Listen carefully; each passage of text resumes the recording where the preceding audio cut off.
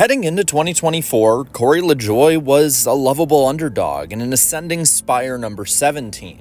A driver that for the past few years, a lot of fans have rallied behind because of his personality, because of his takes, because of him overextending Spire equipment. But that is, I think, a sentiment of the past. Now, well, this Simpsons meme is about the closest thing we can get to where the fans are really gauging Corey LaJoie so far this year. This, of course, came to a head yesterday as of recording this in the Pocono race, where on a restart, Corey LaJoie got a pretty good run. Went down the racetrack, Kyle Busch threw a block, held his line though after that, and Corey proceeded to, well, just clean him out. And this isn't the first time that Corey's done this. This isn't the first time that we NASCAR fans have seen this, but it was pretty jarring. And with Kyle Busch now, because of honestly being at Chevrolet and not performing, becoming more of a popular driver, an anti-hero among the NASCAR fan base, people were, in many opinions, rightfully pissed at what just happened. And what they said afterwards and doubling down did not help either. 20th back there, dude. It's in the hornet's nest, and you're 7 wide into 1. If you're not the guy in the bottom, somebody else behind you is going to jam it in there and put you freaking middle, right? So I had a bit of a run. 16 gave me a big shot. I got to the left rear of the 8, and he blocked it once, and I just kind of held the wheel straight, and I was almost anticipating our bumpers kind of lining up and giving him a little bit of a shove, but when he blocked it the second time, it just turned him across my nose, and it tore up some good cars. But this alone, I don't think would draw the ire of fans. After all, there are a lot of really good drivers out there who have done this before and maybe get hate, but I wouldn't say to the point that they are pretty much public enemy number 1 over halfway through the NASCAR Cup Series season. And I think this is because of Corey LaJoie's 2024 campaign. To not really go too far with it, it's been awful.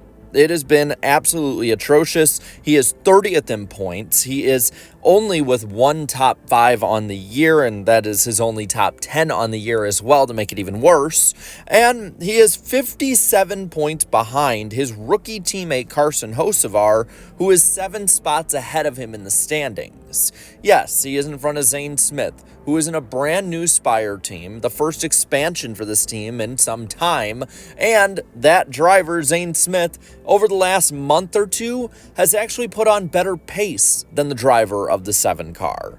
This isn't necessarily to dunk on LaJoie, but simply because his statistics are doing that job for everyone else. He has not performed, and the way he acted after the Kyle Busch incident, in many's opinions, was something that made it seem like he thought he was better than he is so far. This is the big sentiment from the fans. And it's not the only incident he's had. He's been in numerous accidents that we'll show throughout the video as I go through, and he also had a run-in not only with Kyle Busch at Pocono, but Jimmy Johnson at Kansas. A lot of people forget because it had one of the best finishes we've ever seen, but he cleaned out Jimmy Johnson heading into turn 1 at Kansas.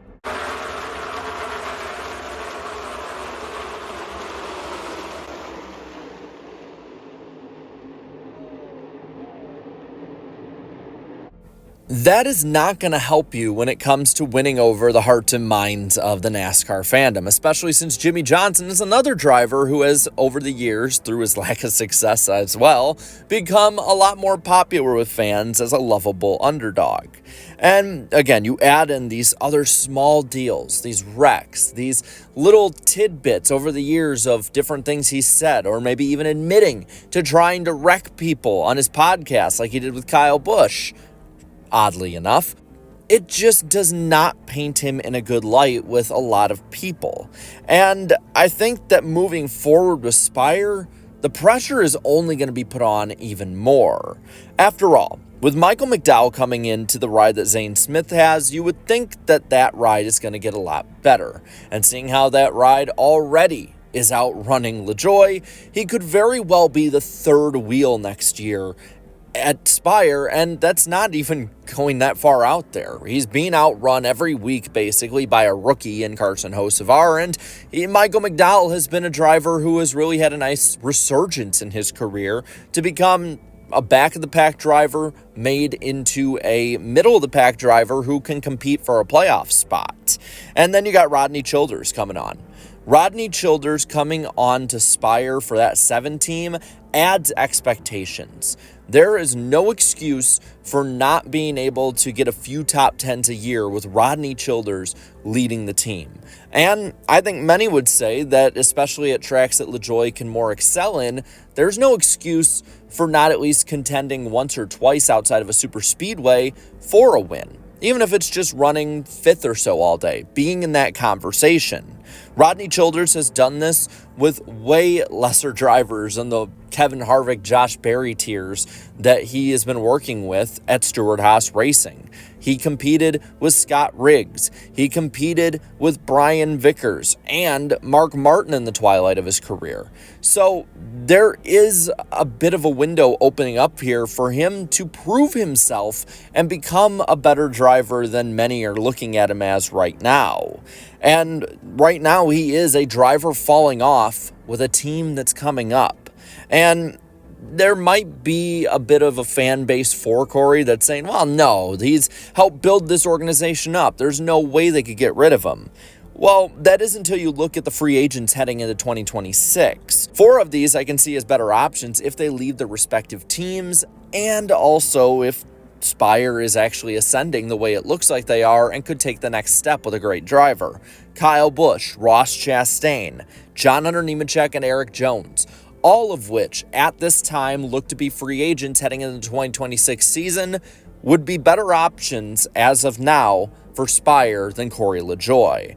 And you got young guys in the pipeline. Say if Connor Zilic wants to come up to Cup, or Carson Kvapil, or Jesse Love. Different drivers that right now might be that second tier of younger guys or not have proven themselves enough yet. But in 2025, they could have amazing pop-off seasons in the lower series and immediately put a lot of Cup drivers on the hot seat. Overall, I want Corey LaJoie to succeed. I think he's a good personality for NASCAR. I think that he's a unique one at that. And I think that him performing well would be good for the sport. But he has to limit the dumb mistakes that constantly get made and maybe control himself, as if he intentionally wrecked Kyle Busch. He's not going to admit it, but if he did, that's just egregious. But with that, I want to know what you think. Is Corey LaJoie cooked? Is he done after 2025 at Spire? Or can Rodney Childers resurrect this man's career? Let me know down in the comments below. While you're at it, leave a like in this video, share this video, and subscribe to this channel for more great and fun NASCAR content. Thank you so much to all my channel members for your continued support, and until next time, have a good one.